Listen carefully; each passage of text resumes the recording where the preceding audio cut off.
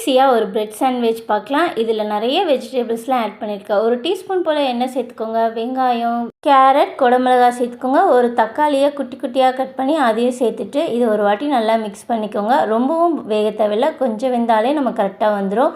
இஞ்சி பூண்டு விழுது சேர்த்துட்டு கொஞ்சம் உப்பு, மிளகாய்த்தூள், கரம் மசாலா இதை ஒரு வாட்டி மிக்ஸ் பண்ணிவிட்டு ஒரு 2 கேரட்டை நல்லா துருவி எடுத்துருக்கேன், அதையும் சேர்த்துட்டு ஒரு வாட்டி நல்லா மிக்ஸ் பண்ணிக்கோங்க. ஒரு டீஸ்பூன் போல் டொமேட்டோ கெச்சப்ஸ், கொஞ்சமாக கொத்தமல்லி, அவ்வளோதான் நம்மளோட மசாலா ரெடி ஆயிடுச்சு. பிரெட் எடுத்துகிட்டு ஒரு சைடு போல் சீஸ் வச்சுக்கோங்க, ஒரு சைடு நம்ம ரெடி பண்ணி வச்சுருக்க கேரட் மசாலா உள்ளே வச்சுக்கோங்க. அவ்வளோதான். இதே மாதிரி நம்ம ரெண்டுமே ஒரே மாதிரி செஞ்சு எடுத்துக்கலாம்.